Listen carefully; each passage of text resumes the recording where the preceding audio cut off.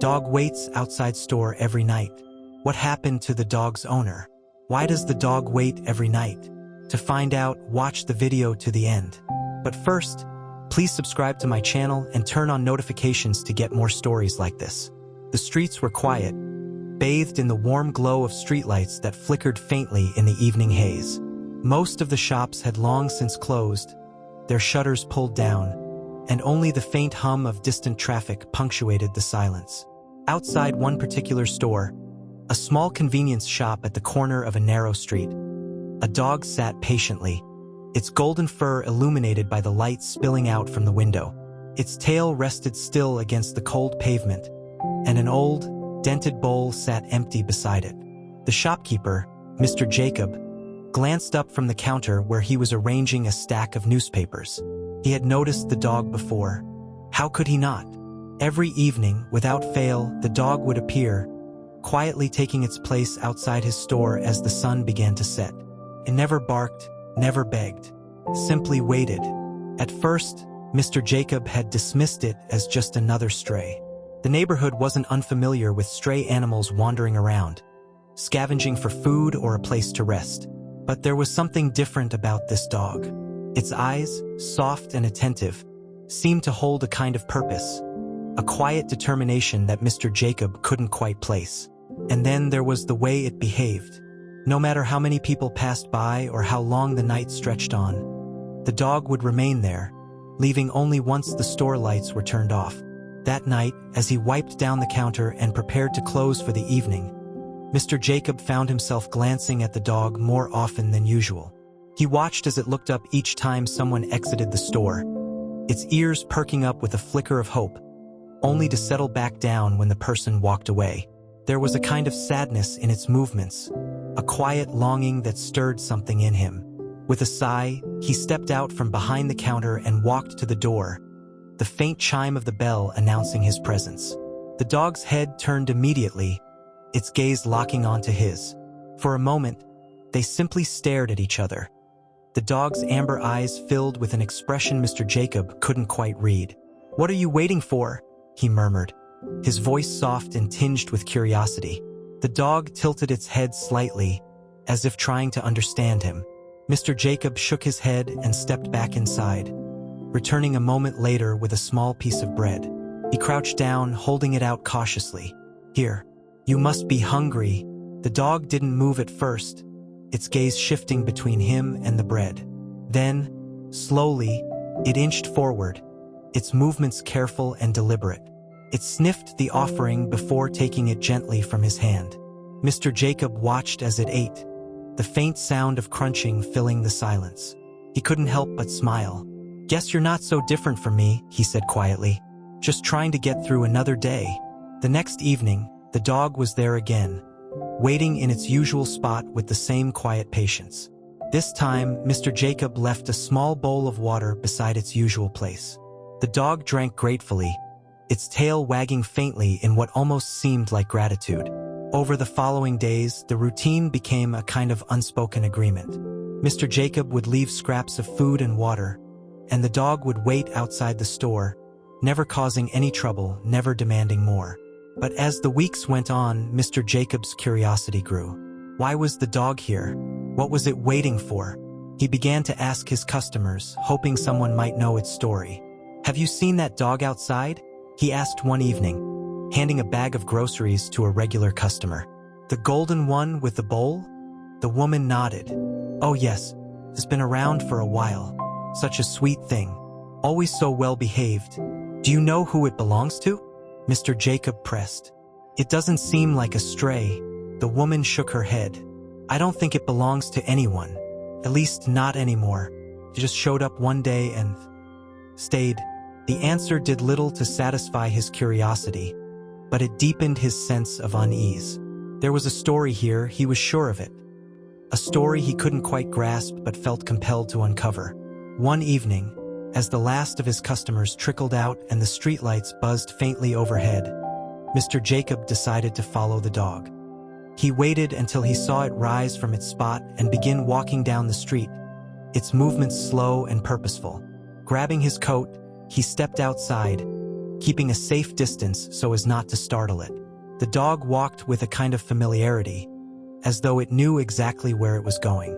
It weaved through narrow alleys and crossed quiet streets, its ears twitching occasionally at the sound of distant footsteps. Mr. Jacob followed closely, his heart pounding with a mix of anticipation and unease. Where was it going?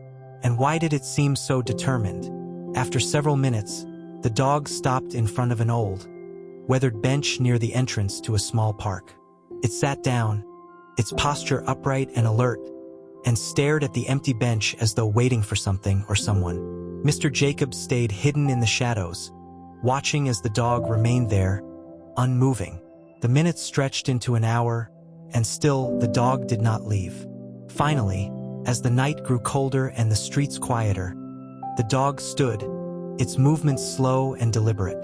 It turned and began walking back the way it had come, returning to its spot outside the store. Mr. Jacob followed, his mind racing with questions. Why had it gone to the bench? What was it waiting for? The next morning, he mentioned the dog to one of his older customers, a man who had lived in the neighborhood for decades. The man's face grew somber as Mr. Jacob described the dog's nightly routine. That dog, the man said slowly, used to belong to someone. A man who lived around here. You might have seen him. He used to come by your store often. Mr. Jacob's breath caught. What happened to him? The man sighed, his expression heavy. He passed away a few months ago. Heart attack, they said. He used to bring the dog with him everywhere. They were inseparable. And that bench, he trailed off, his voice thick with emotion. That was their spot. They used to sit there every evening, just watching the world go by. The weight of the words settled over Mr. Jacob like a stone. He glanced out the window, where the dog sat patiently in its usual spot, its eyes fixed on the door. Suddenly, its quiet vigil took on a new, heartbreaking meaning. The dog wasn't just waiting, it was hoping for a return that would never come. That night, as he locked up the store, Mr. Jacob crouched down beside the dog, his eyes stinging with unshed tears. I'm sorry, he whispered. I didn't know. The dog leaned into him slightly, its warm, steady presence offering a comfort he hadn't expected. For the first time, Mr. Jacob truly understood the depth of what he was witnessing. This wasn't just a stray. This was a heartbroken soul, clinging to the memory of someone it had loved deeply. Over the following days, the story of the dog and its late owner occupied every corner of Mr. Jacob's mind. The more he thought about it, the more he felt an unshakable urge to do something, anything, to honor the loyalty this dog had shown. But how? What could he possibly do to ease the pain of an animal who refused to let go of its past? Each night, Mr. Jacob found himself lingering outside the store longer than usual, sitting quietly beside the dog as it waited. Sometimes, he would bring a small blanket to lay down beside its bowl, offering a bit of warmth against the evening chill. Other times, he would talk to it in low, soothing tones, even though he wasn't sure if the dog could understand him. Do you remember him? He asked one evening, his voice soft. The man who sat with you at the bench? He must have been someone special. The dog's ears twitched at the sound of his voice, but it kept its gaze fixed on the door of the store. Mr. Jacob sighed, resting his elbows on his knees as he stared at the empty street ahead. He had never been much of an animal person before, but there was something about this dog that tugged at him in ways he didn't fully understand. It was as though the dog's loyalty was a mirror, reflecting something he had lost in himself. The days turned into weeks, and the routine became a part of Mr. Jacob's life. The dog would appear each evening, take its usual place outside the store, and wait. And each night, Mr. Jacob would sit with it, offering food, water, and quiet companionship. Slowly, almost imperceptibly, the dog began to trust him. It would wag its tail faintly when he approached, and sometimes it would rest its head on his knee as though seeking comfort. But the dog's loyalty to its late owner never wavered. No matter how much Mr. Jacob tried to connect with it, the dog's eyes always carried a distant, searching look, a look that spoke of a love that could never be replaced. One night, as Mr. Jacob sat beside the dog, a young woman approached the store, She was carrying a bag of groceries and stopped in her tracks when she saw the two of them. "That's the dog," she said softly, her voice tinged with recognition. Mr. Jacob looked up at her, curiosity flickering in his tired eyes. "You know about it?" The woman nodded, setting her bag down on the ground. "I used to see it all the time. It belonged to Mr. Lyle. You remember him, right? The man who always wore the brown hat." Mr. Jacob's chest tightened at the mention of the name. He had seen Mr. Lyle many times over the years, always polite, always smiling as he bought a pack of gum or a newspaper. "I remember," he said quietly. "He used to come here with the dog." The woman smiled faintly, her expression tinged with sadness. "He loved that dog, treated it like family. They were always together. I think," she paused, her voice catching, "I think the dog hasn't figured out he's gone yet. It's still waiting for him to come back." The words hit Mr. Jacob like a punch to the gut. He glanced down at the dog, its quiet, steady presence so full of hope and longing. "Do you know where he lived?" he asked, his voice thick. The woman hesitated, then nodded. "Just down the street in that old brick building near the park. Apartment 3B. That night, after the dog had finished its meal and wandered off to wherever it went after the store closed, Mr. Jacob made a decision. He locked up the shop and set off toward the address the woman had mentioned. The air was cold, and his breath puffed in small clouds as he walked. He wasn't entirely sure what he was looking for, but he felt an inexplicable pull to learn more about Mr. Lyle and the life he had shared with this extraordinary dog. When he reached the building, he found it quiet and unassuming, its brick facade weathered with age. The lights in most of the apartments were dim, and the faint hum of a television drifted out of an open window. Mr. Jacob climbed the narrow staircase to the third floor and found himself standing in front of a door marked 3B. He hesitated, unsure of what he hoped to find, before finally raising his hand and knocking softly. After a few moments, the door creaked open, and an elderly woman peered out. Her eyes, framed by deep lines, held a mix of curiosity and caution. "Can I help you?" she asked, her voice gentle but wary. "I'm sorry to bother you," Mr. Jacob said, his hands fidgeting nervously. "I'm the owner of the convenience store down the street. I was told this was Mr. Lyle's apartment." The woman's expression softened, and she nodded. "It was," she said quietly. "I'm his sister, Margaret. I've been staying here since he passed." Mr. Jacob shifted uncomfortably, unsure of how to continue. I've been looking after his dog," he said finally. "The one that waits outside my store every night." Margaret's eyes widened, and she stepped back to let him inside. "You've seen Max?" she asked, her voice trembling. "He's still out there?" Mr. Jacob nodded as he stepped into the small apartment. The space was modest but cozy, filled with little touches that spoke of Mr. Lyle's personality. A stack of well-read books on the coffee table, a hat rack with the familiar brown hat hanging from it, and a framed photograph of a younger Mr. Lyle with the golden dog sitting proudly beside him. "Max has been waiting every night," Mr. Jacob said, his voice heavy with emotion. "It's like he's still looking for Mr. Lyle." Margaret sank into a chair, her hands clasped tightly in her lap. "He loved that dog more than anything," she said softly. "They were inseparable. After Lyle passed, Max ran off. I looked everywhere for him, but I couldn't find him. I thought," her voice broke, and she wiped at her eyes. "I thought I'd lost him too." Mr. Jacob's chest ached as he listened to her. "He's not lost," he said gently. "He's just waiting. He still thinks Mr. Lyle is coming back." Margaret nodded, her face crumpling with grief. "He doesn't understand," she whispered. "How could he? He doesn't know what it means to say goodbye." They sat in silence for a long moment, the weight of loss hanging heavy between them. Finally, Margaret stood and walked over to the shelf where the photograph sat. She picked it up, her fingers brushing over the frame. "If you see him again," she said, her voice steadier now, "can you tell him he's welcome here? This was his home too." Mr. Jacob nodded, his resolve hardening. "I'll bring him back," he promised. "He deserves to come home." The next evening, As the dog took its usual place outside the store, Mr. Jacob crouched down beside it, his heart pounding with nervous determination. "Max," he said softly, using the name Margaret had given him. The dog's ears perked up at the sound of its name, and for the first time, it looked at him with something like recognition.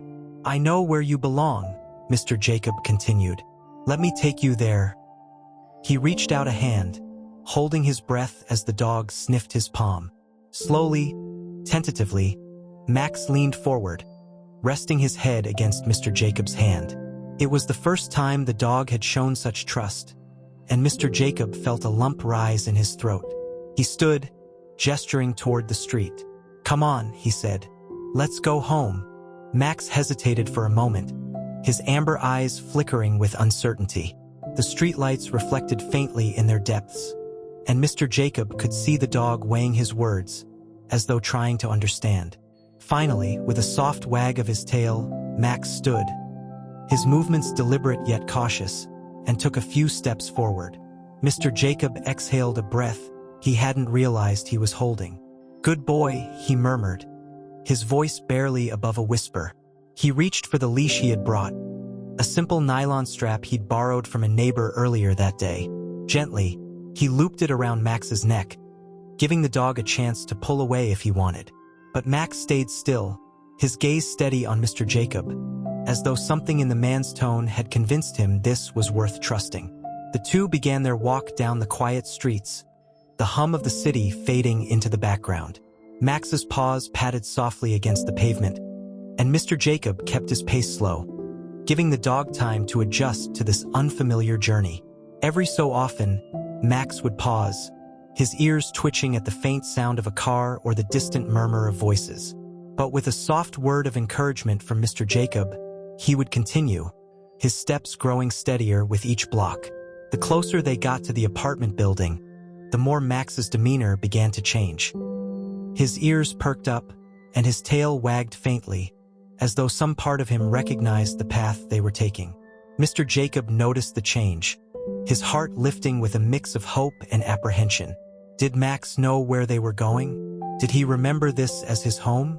When they reached the old brick building, Max stopped abruptly, his nose lifting to sniff the air.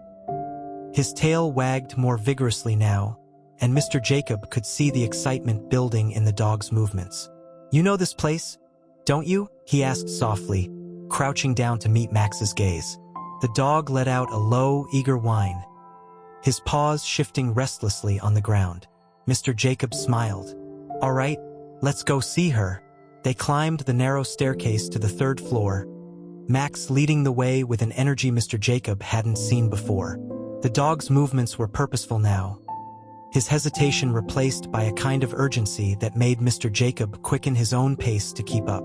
When they reached the door to apartment 3B, Max stopped again, his body tense with anticipation.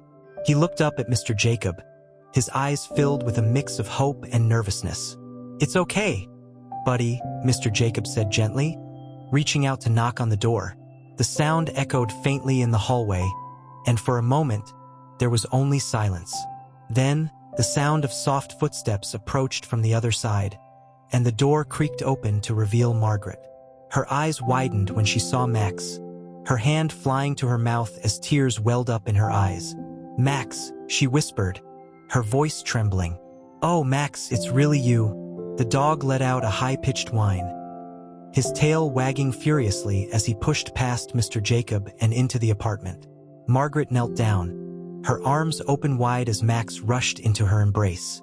The two clung to each other, Margaret's tears falling freely as she stroked the dog's fur, murmuring words of love and disbelief.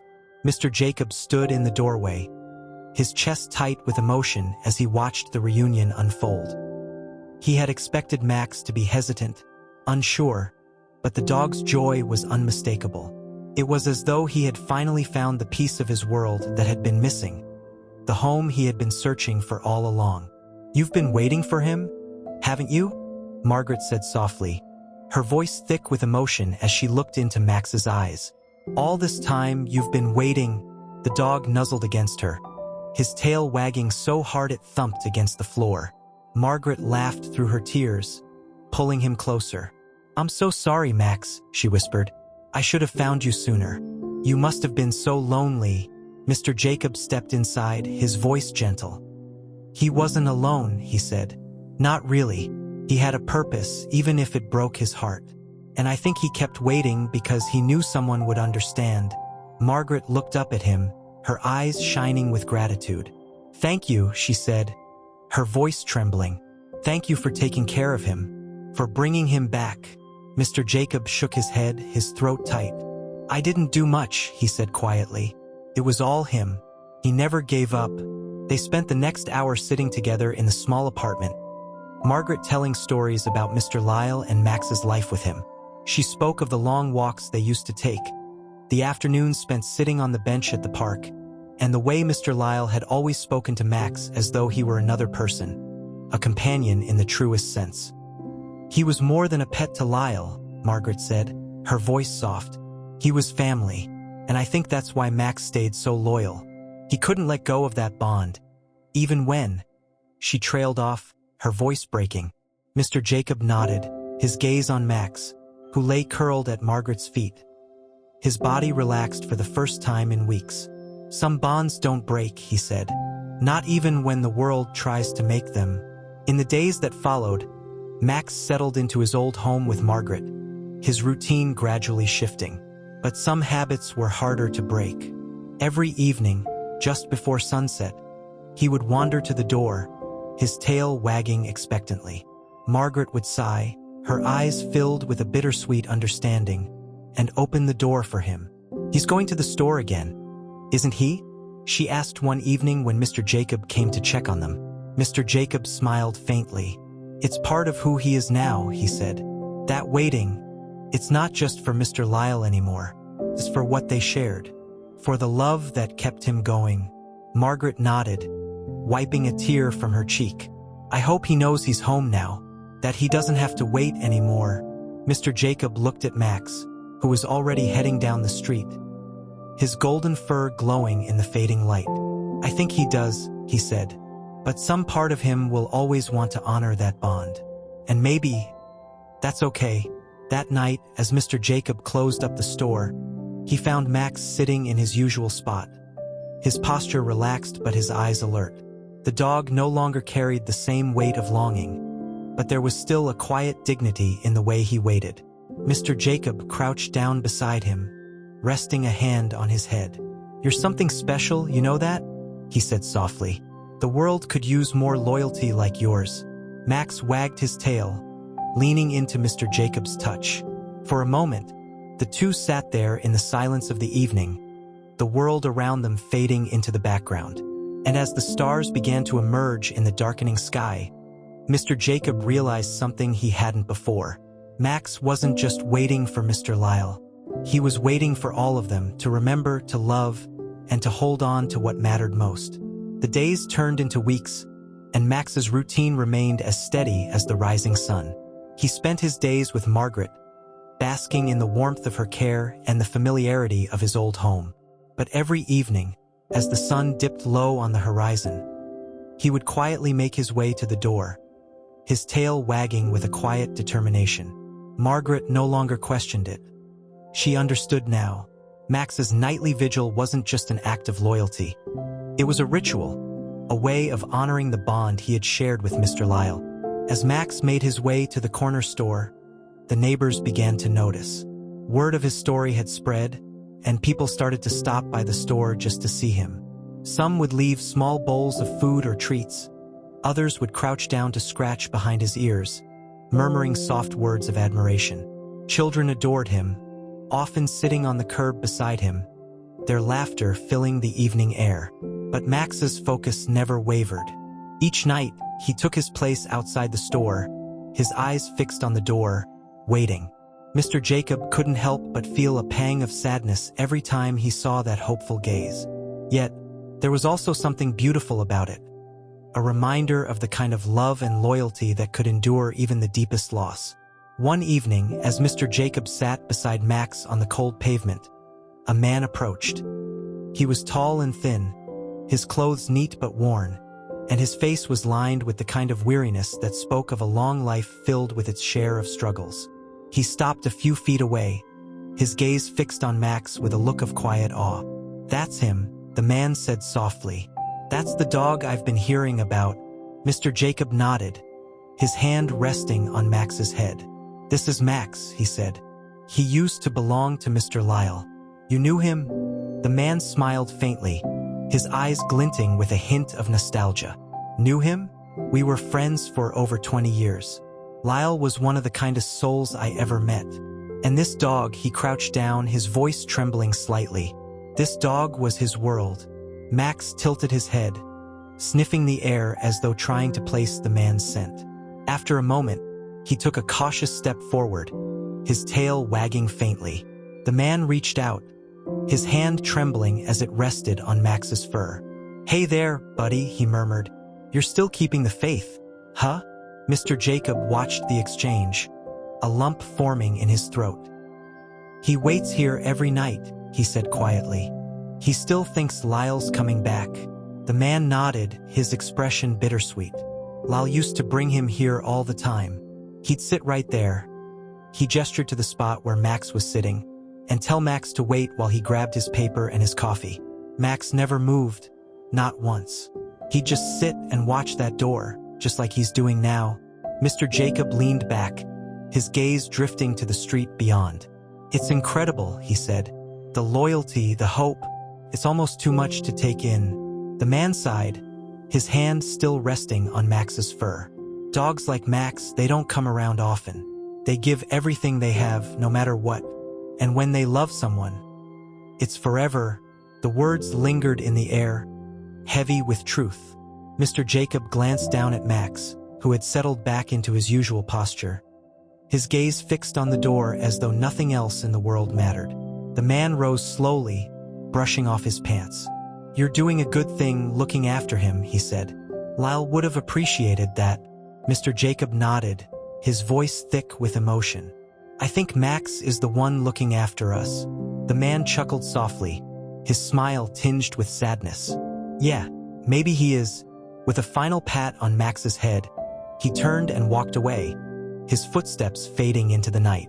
As the weeks went on, the small corner store became a gathering place for the neighborhood. People would stop by not just to shop but to see Max, to share stories about Mr. Lyle, and to marvel at the unshakable bond between the dog and his late owner. Someone even set up a small plaque near Max's usual spot, engraved with the words, "In memory of Mr. Lyle and the love that lives on." Margaret would sometimes join them, sitting on the bench outside the store with Max at her feet. She would share stories of her brother, her voice filled with both grief and warmth.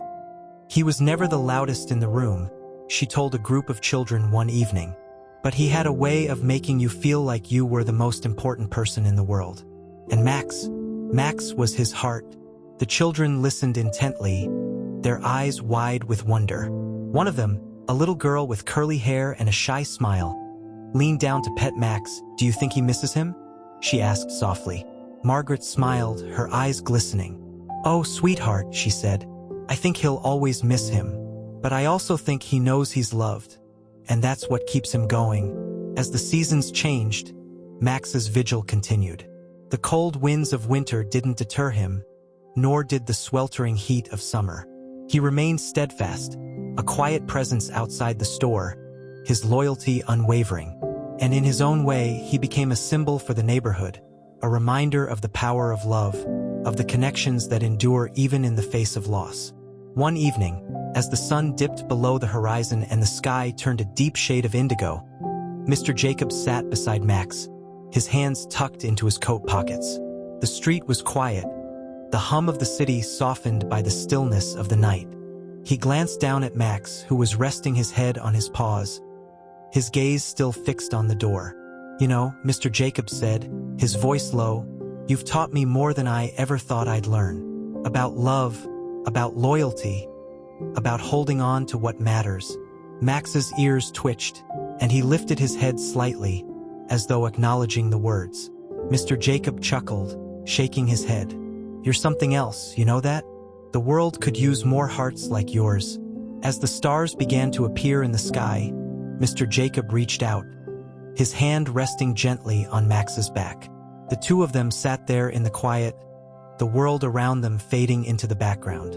And for a moment, it felt as though time itself had stopped, as though the universe had paused to honor the bond between a man and his dog. A bond that, even in the face of loss, refused to be broken. The plaque near Max's spot began to draw attention from people outside the neighborhood. Word of the loyal dog waiting every night had spread beyond the little corner of the city. People would come from other parts of town just to see him, leaving flowers, treats, and handwritten notes by his bowl. Some stayed to sit with him, quietly reflecting on their own loved ones and losses, as though Max had become a symbol of something greater, an anchor for those who needed a moment of connection in an otherwise chaotic world. One evening, a young man stopped by with a sketchpad tucked under his arm. He sat a few feet away from Max, his eyes darting between the dog and the empty doorway of the store. After a while, he began to draw, his pencil moving quickly across the paper. Mr. Jacob, stepping outside to check on Max, paused when he noticed the man. "Sketching something?" Mr. Jacob asked, his voice curious. The man nodded, glancing up briefly. "He's inspiring," he said simply, gesturing to Max with his pencil. "There's something about him. The way he waits. It's like he carries the whole world in his eyes." Mr. Jacob leaned against the doorframe, watching as the man continued to draw. When he finished, he held up the sketch. A striking, detailed image of Max sitting patiently, his bowl beside him, the plaque in the background. The sketch seemed to capture not just the dog's appearance, but the essence of his quiet determination. "Mind if I take this to the shelter downtown?" the man asked. "They're running a fundraiser for rescue animals, and I think Max's story could inspire people to help." Mr. Jacob hesitated for only a moment before nodding. "Go ahead," he said. "If Max can help other animals find the love he's known, it's worth it." The sketch quickly became the centerpiece of the shelter's campaign. Paired with Max's story, it struck a chord with people across the city. Donations poured in, enough to fund medical care, food, and supplies for hundreds of animals in need. Max, oblivious to his newfound fame, continued his routine as always, his focus unwavering, his loyalty steadfast. But it wasn't just strangers who found solace in Max's story. The people in the neighborhood began to see him as more than just a dog waiting for his owner. He became a thread that tied them together, a gentle reminder of the importance of community. Families began to gather outside the store, their children sitting beside Max as they listened to stories of Mr. Lyle, shared by Margaret or Mr. Jacob. The store became a meeting place, a hub of warmth and connection in an otherwise bustling city. Margaret often marveled at how much her brother's dog had changed the world around him. "He's not just waiting for Lyle anymore," she said one evening, her voice soft as she stroked Max's fur. "He's waiting for all of us, reminding us to love, to remember, to hold on to what matters." One particularly cold winter evening, a woman arrived at the store with a box tucked under her arm. She introduced herself as Clara, a writer who had been moved by Max's story. Inside the box was a book, freshly printed, titled The Dog Who Waited. The cover featured an illustration of Max, his amber eyes staring out from the page with quiet determination. "I wrote this for him," Clara said, her voice trembling slightly. "For Max, and for everyone who's ever loved someone they've lost. I wanted his story to live on." Margaret and Mr. Jacob exchanged a look, their eyes misting with emotion. "Thank you," Margaret said, her voice barely above a whisper. "This means more than you know." The book quickly became a local bestseller, and Clara donated all proceeds to animal shelters and conservation efforts. Max's story reached even more people, touching lives in ways that no one could have anticipated. Letters began to arrive at the store, notes from people who had read the book, thanking Max for helping them find hope in their own moments of grief. One letter, in particular, stood out to Mr. Jacob. It came from an elderly man who had recently lost his wife. "I didn't think I could go on," the letter read. "But then I read about Max and I thought, if a dog can wait so patiently, with so much hope, maybe I can, too. Thank you for sharing his story. He saved me." Mr. Jacob read the letter aloud to Margaret that evening, his voice cracking with emotion. "He's doing more than we ever could have imagined," he said, his hand resting on Max's head. "He's healing people." As spring arrived, the neighborhood decided to honor Max with a small event outside the store. Families gathered, bringing flowers, treats, and even small toys for Max. Someone had made a large banner that read, "Thank you, Max, for teaching us to love and remember." A local musician played soft tunes on his guitar, and children took turns petting Max, who wagged his tail happily at all the attention. Margaret, standing beside Mr. Jacob, wiped away tears as she watched the scene unfold. "He doesn't even know how much he's done," she said, her voice filled with awe. "All he wanted was to wait for Lyle. And in doing that, he's given so much to all of us." That night, after the crowd had dispersed and the streetlights cast their soft glow over the quiet corner, Mr. Jacob sat beside Max as he always did. The dog leaned against him, his body warm and steady. For the first time, Mr. Jacob felt a sense of peace. Not just for himself, but for Max, for Margaret, for the entire neighborhood that had come together because of one dog's unwavering loyalty. "You did it, Max," Mr. Jacob said softly, his hand resting on the dog's back. "You brought us all together. You made us better." Max looked up at him, his amber eyes filled with a quiet understanding. And in that moment, Mr. Jacob realized something profound. Max had never been waiting in vain. His vigil wasn't just about longing for Mr. Lyle's return. It was about keeping the memory alive, about showing the world that love doesn't end. It transforms, reaching out to touch lives in ways that ripple far beyond what we can see. As the stars filled the night sky and the world around them grew quiet, Mr. Jacob sat with Max. The two of them bathed in the glow of the moment. And for the first time in a long while, Mr. Jacob felt like he truly understood the meaning of loyalty, of love, of what it meant to hold on to something so fiercely that it changed the world. Max had been waiting all this time, but maybe, just maybe, he had found what he was looking for.